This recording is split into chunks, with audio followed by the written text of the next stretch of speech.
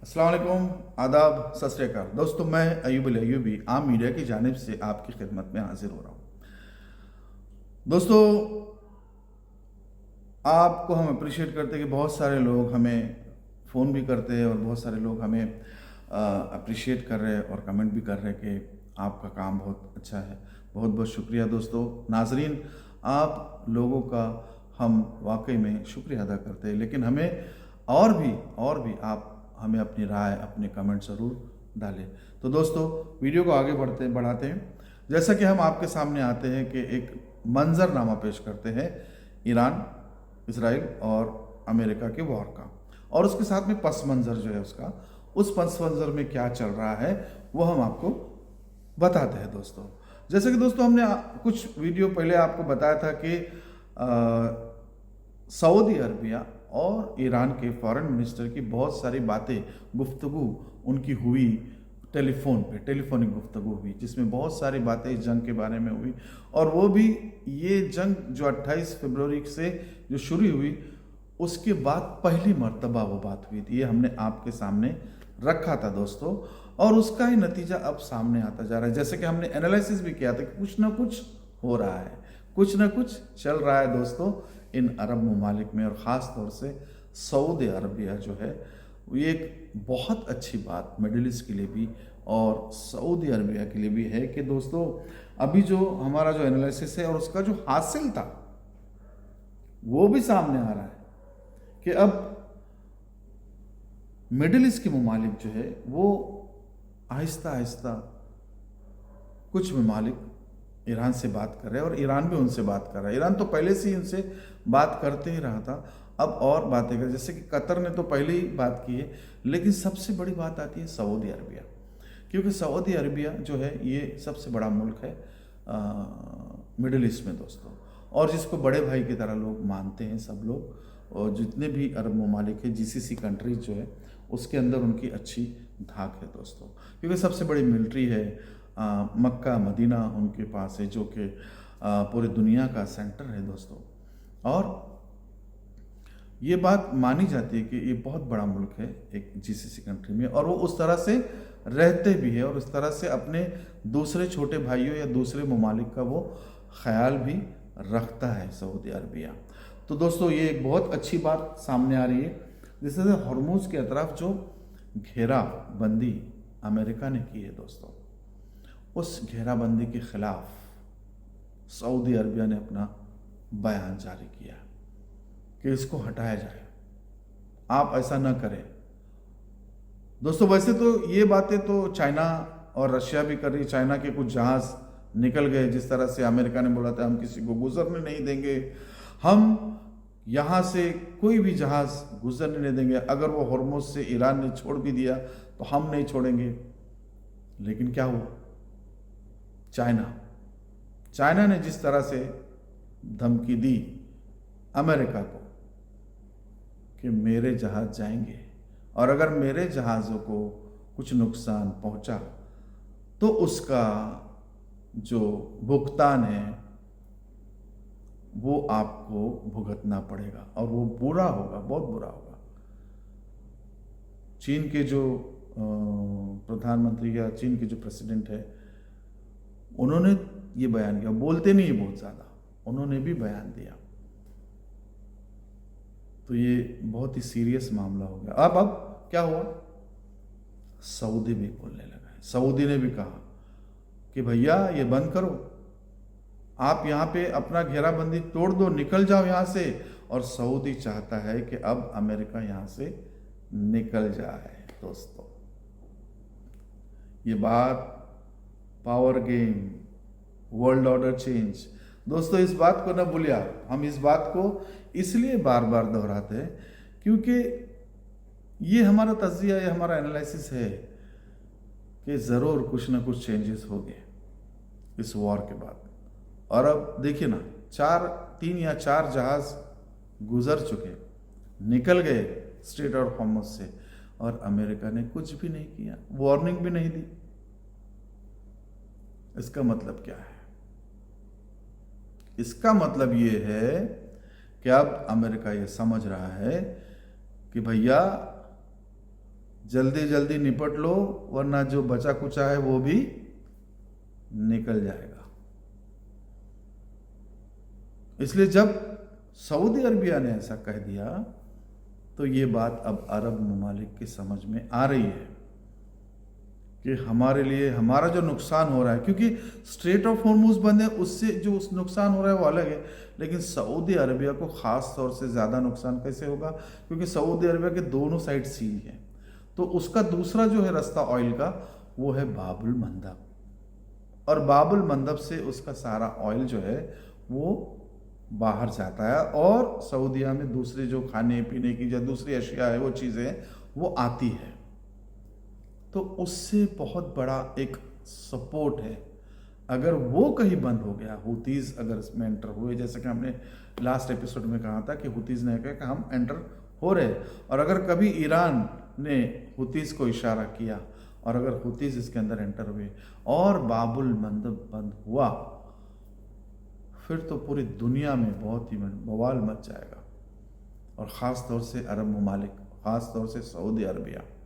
तो अब Saudi Arabia जो अपनी जो चीज़ें अपनी बातों को रखने की कोशिश कर रहा है, इस कुछ सालों पहले से सऊदी अरबिया सबसे पहले अमेरिका के बारे में सोचता था, लेकिन अब वो अपने बारे में, अपने मुल्क के बारे में और अपनी इकोनॉमी के बारे में सोच रहा है, और ये सोचना चाहिए, और हर एक ने अपने मुल्क के बारे में ज़रूर सोचना चाहिए।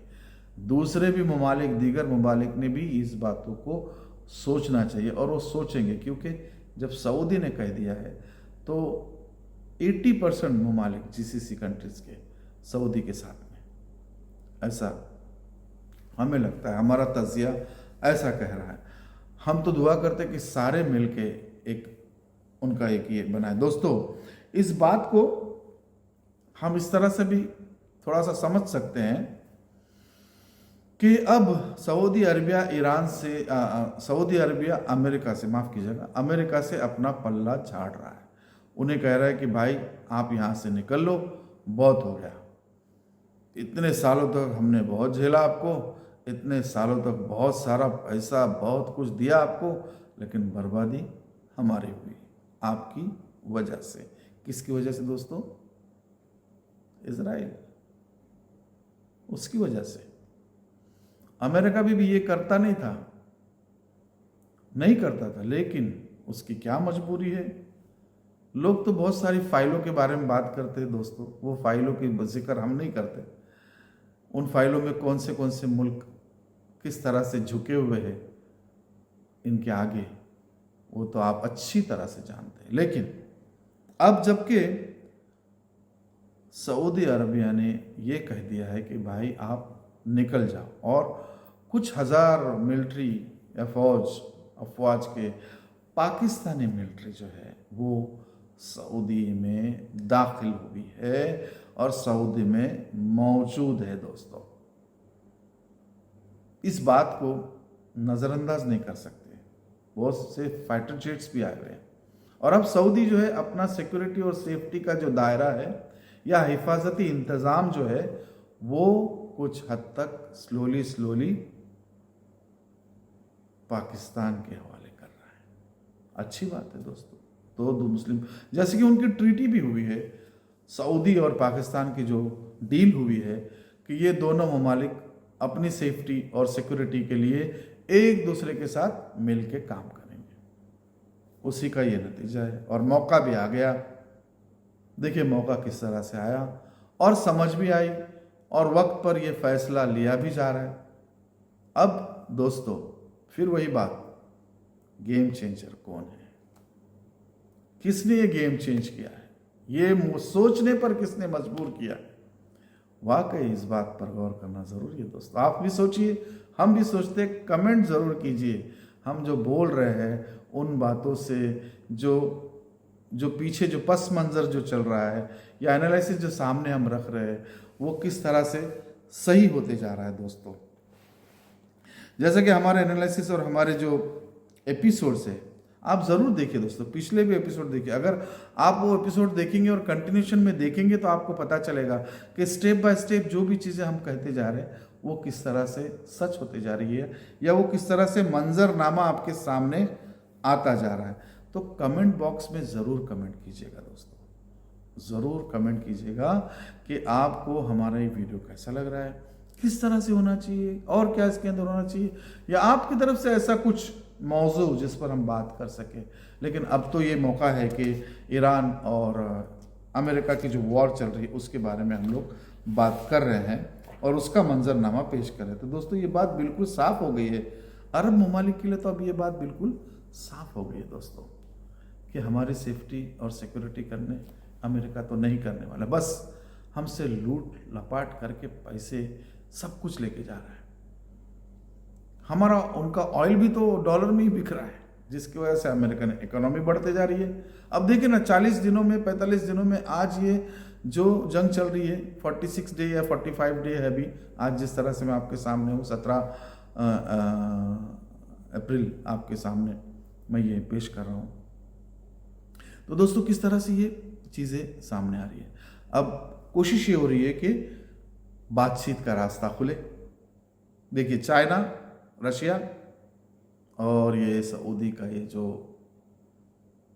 एक झटका अमेरिका को जो दिया है, अब थोड़ा सा वो भी संभलते जा रहा है कि भाई हाथ से सब कुछ निकल जाएगा। अगर जीसीसी कंट्रीज ने साथ छोड़ दिया तो क्या होगा दोस्तों, बताइए क्या होगा दोस्तों। आपको बताते हुए हमें बेहद ऐसा ये महसूस हो रहा है कि जो हमने एनालिसिस किया है, बहुत सारा इकोनॉमिकल जो मार्केट इकोनॉमी है वो जीसीसी कंट्रीज ने संभाले हुए अमेरिका का, क्योंकि हर चीज़ पेट्रो डॉलर है, जिसकी वजह से, और यही चीज़ अगर निकल गई तो क्या होगा आप जानती हैं दोस्तों। समझदार है, आप भी समझदार है दोस्तों। लेकिन अब हम ये आपको बताना चाह रहे हैं दोस्तों कि हमारा इस तज्जिया, इस बात को बार बार आपके सामने पेश करते हम कि ईरान भी खुद चाहता है कि हम आपस में बैठ के बात करें। सारे ममालिक, अरब ममालिक, ईरान, हम लोग सब मिल के बात करें, हमारे फैसले हम करें। क्या ज़रूरत है दूसरों की, हमें इनकी ज़रूरत नहीं है। और इस बात को अब आहिस्ता आहिस्ता अरब ममालिक भी समझ रहे हैं, और अच्छी बात है दोस्तों। अपना ख्याल खुद सबने रखना चाहिए, किसी के ऊपर डिपेंड नहीं रहना चाहिए। और इतना सब कुछ है, दौलत है, पैसा है, सब कुछ है, पेट्रोल है, ऑयल है, ये सारा सब कुछ होने के बावजूद क्यों किसी के आगे झुके रहे? क्या गरज है हमें इन लोगों को, मतलब क्या गरज है? तो अच्छी बात ये निकल के आ रही है दोस्तों। और जो बात अभी दूसरी चल रही कि ये सारा मामले होने के बाद अब अमेरिका ने भी कहा है कि हम बातचीत करने के लिए राजी है, हम फिर से बातचीत की मेज़ पर बैठेंगे। और दोस्तों इसके अंदर एक ख़ास बात आपको हम बताते जा रहे हैं। ख़ास बात ये है कि इस बार ट्रंप साहब ने ये कहा है कि भैया अब की बार डील पक्की कर दो। और हाँ, इस बात को ज़रूर याद रखना कि किसी भी तरह से जीत हमारी हो, ये लोगों को दिख जाए, जीत अमेरिका की हो, ये लोगों को समझ में आ जाए, या हम लोग डिक्लेयर करें और वहां से निकल जाए। ये चीज़ें क्यों इंसान करता है, बौखला जाता है, दूसरा परेशान हो गया हुआ है, परेशानी की हालत में है, फंसा हुआ है, इसलिए उसमें से निकलना चाहता है अमेरिका। और किसी तरह से दोस्तों हम भी दुआ करते हैं कि ये बातचीत हो, ये जंग रुके वो, और वाकई में जो ममालिक इसमें कोशिश कर रहे हैं उनकी भी हम सराहना करते हैं दोस्तों। और सारे हमारे पड़ोसी ममालिक से भी हम अच्छे रहें, अच्छे ताल्लुकात बनाए रहें, इसकी भी हम कोशिश करते रहें, इसके लिए भी हम दुआ करते हैं दोस्तों। आपको एक सवाल हम फिर से छोड़े जाएंगे कि आप सोचिए इस बात में कि इस बार जो डील होने जा रही है उसमें क्या हो सकता है। ईरान जो है वो अपनी शर्तें मनवा के रहेगा, क्या कहना है आपका? कमेंट जरूर कीजिए, जरूर आप उसमें लाइक करें, शेयर करें और बेल आइकन दबाएं। अब मैं इजाज़त लेता हूँ। अस्सलामु अलैकुम वरहमतुल्लाहि वबरकातुहू।